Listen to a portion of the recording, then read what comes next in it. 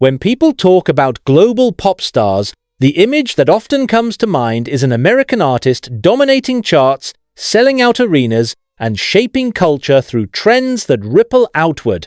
For decades, the United States has been at the center of that ecosystem, acting as both gatekeeper and trendsetter. But Jungkook's rise has complicated this story. His career trajectory, especially after the launch of his solo work, has challenged the very foundation of what it means to be a global pop star in today's music industry. His success hasn't simply been about breaking into the American market. It's about rewriting the rules of how influence, reach, and musical power are defined. In this section, we'll explore the idea of redefining global stardom through Jungkook's win, which is leaving the American music industry unsettled. To do that, we need to look at three layers: how Jungkook transcended traditional barriers, how his career altered the perception of global markets, and how his presence forces American pop stars to rethink their strategies. One of the biggest challenges for non-American artists has always been language. Historically, the mainstream US market only allowed limited room for artists who didn't perform primarily in English.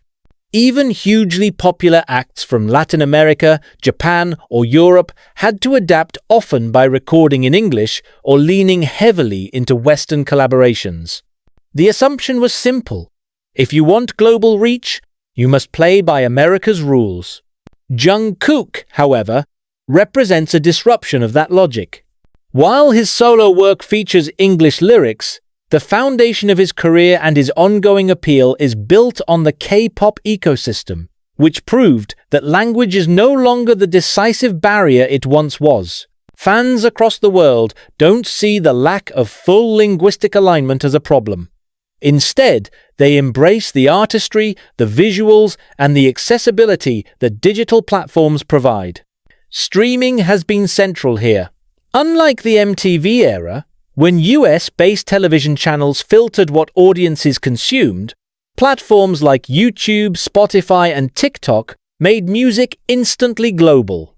Jungkook's releases became global events because they were pushed simultaneously across platforms without gatekeeping. His English tracks reached Billboard Hot 100 heights, but his success didn't start or end with those. It was the cumulative effect of being part of a cultural wave that made language secondary to connection. This reality unsettles the American industry. For decades, its strength lay in being the standard that others needed to follow. Now, the standard is being questioned.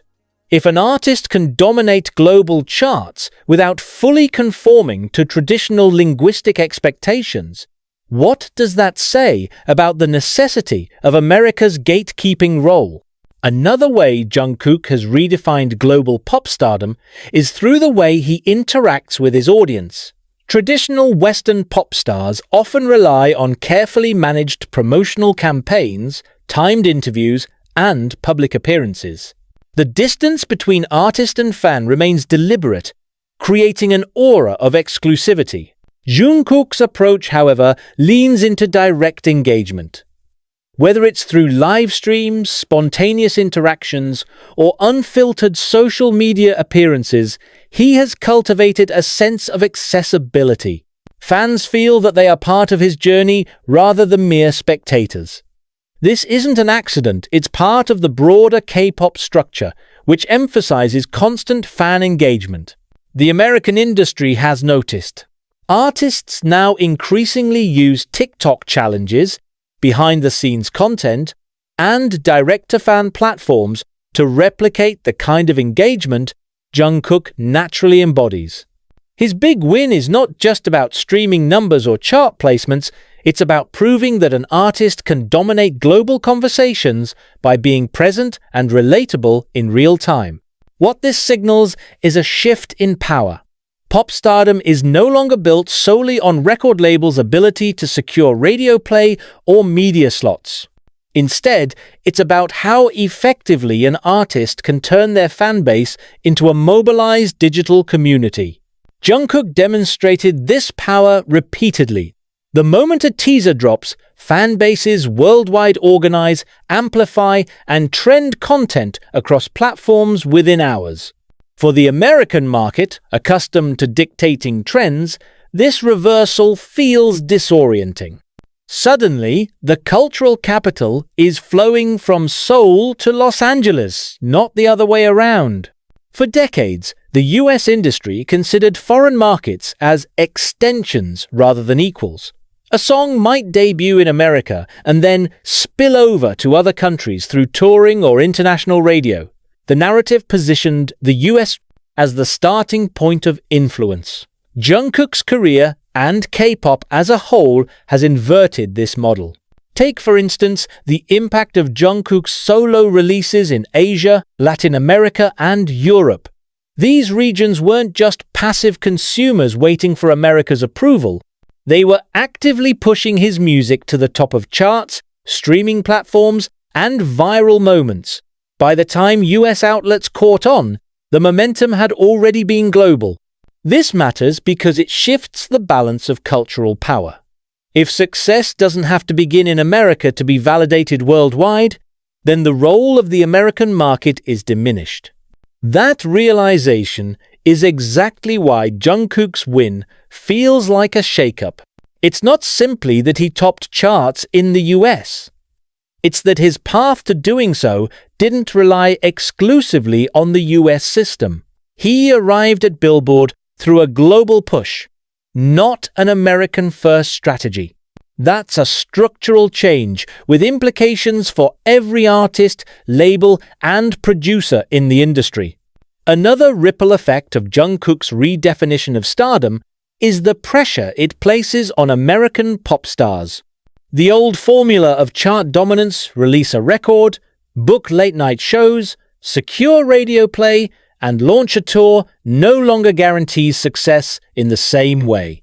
Artists now face an audience that expects authenticity, consistent online presence, and global cultural awareness. For many established American acts, this transition isn't easy. Their careers were built on a system where the US market acted as the core, and international audiences followed naturally. Jungkook's model, by contrast, shows that international audiences can be the driver, with America adjusting accordingly. That forces American artists to rethink their strategies. Do they need to engage more directly with non-US markets?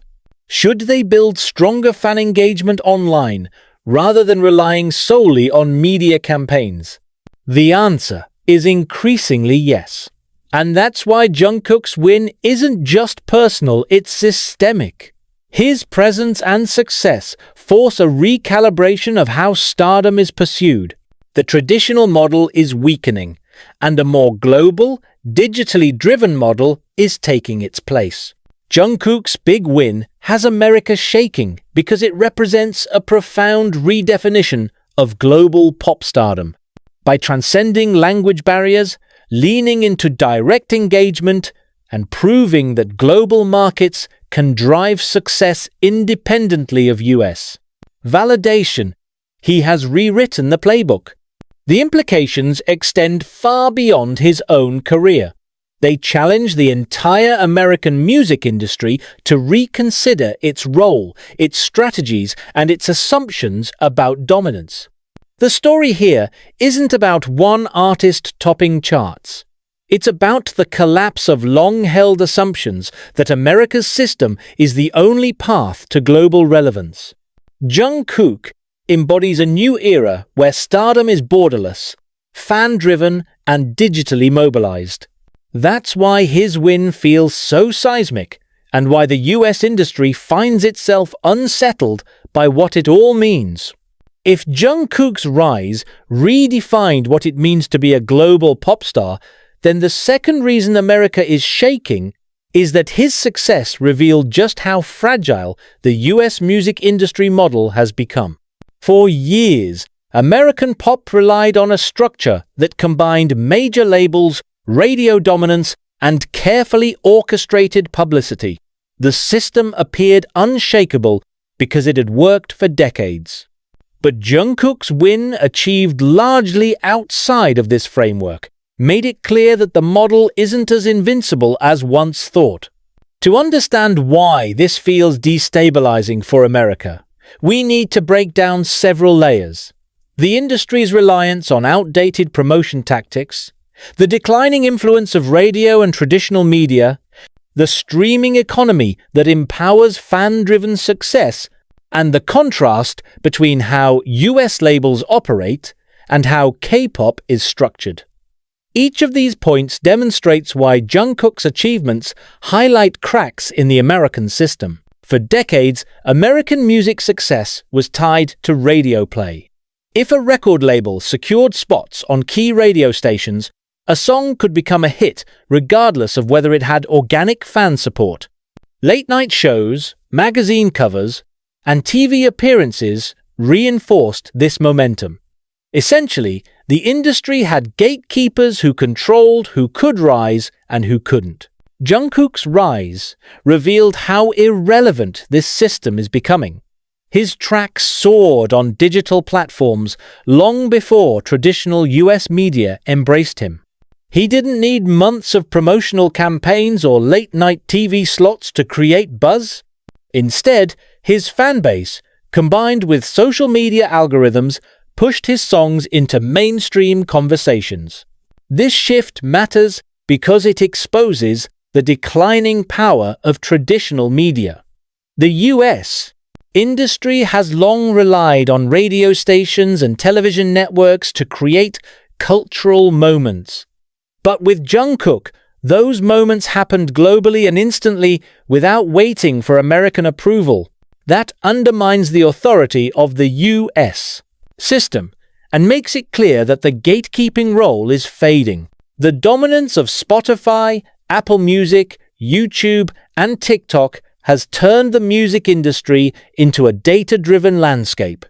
Songs rise not because executives say so, but because fans mobilize, playlists amplify trends, and viral content spreads across platforms. Jungkook's success illustrates this shift perfectly. When Jungkook released solo singles, they didn't rely on a slow, radio-heavy rollout.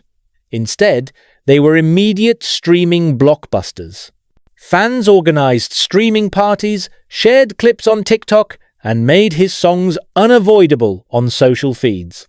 Algorithms rewarded this activity, pushing his tracks to listeners who weren't even fans yet.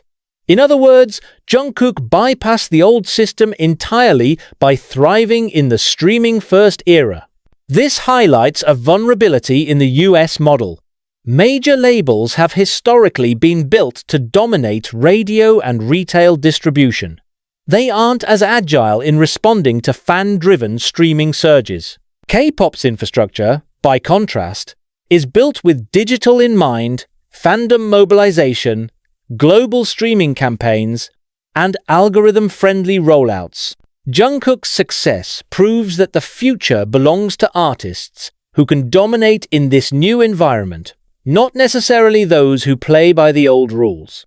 One of the starkest contrasts between Jungkook's rise and the US industry model is the role of fandom.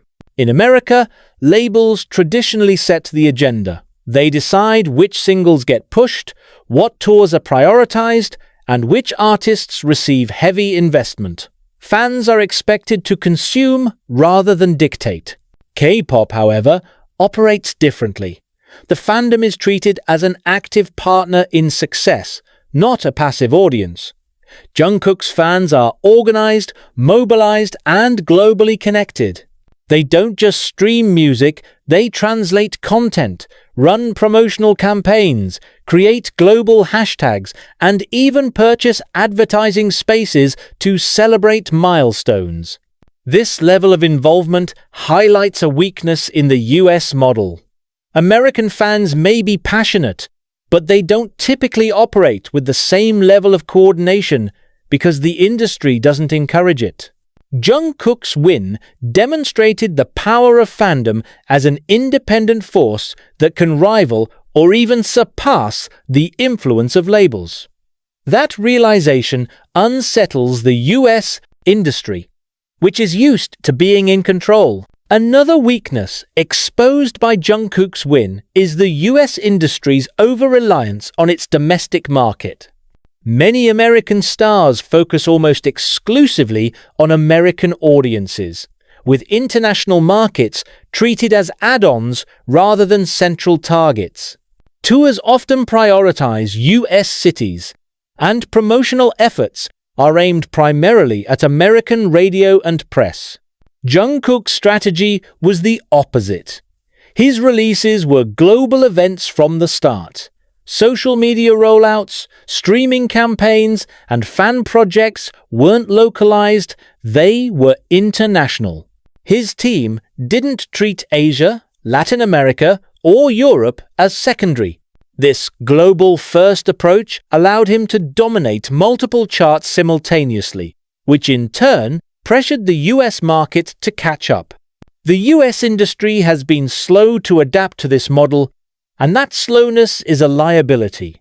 When American artists ignore international audiences until after their domestic campaigns peak, they leave room for global acts like Jungkook to seize momentum.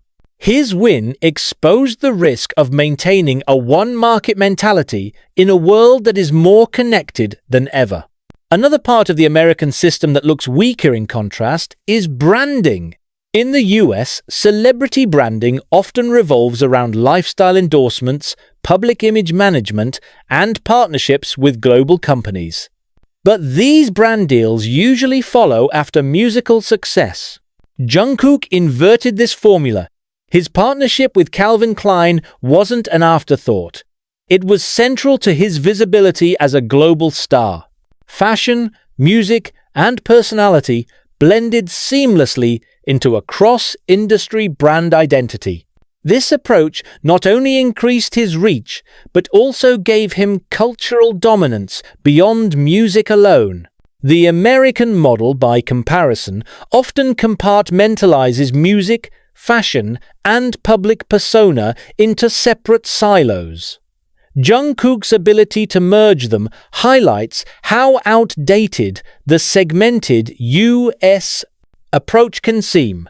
His success revealed that a pop star today isn't just a musician, but a multi-industry cultural icon, and that US stars need to catch up. One of the clearest weaknesses Jungkook's win highlighted is the lack of agility in the American system. Major labels in the US are large, bureaucratic, and slow-moving. They rely on carefully timed rollouts, quarterly profit cycles, and traditional media campaigns.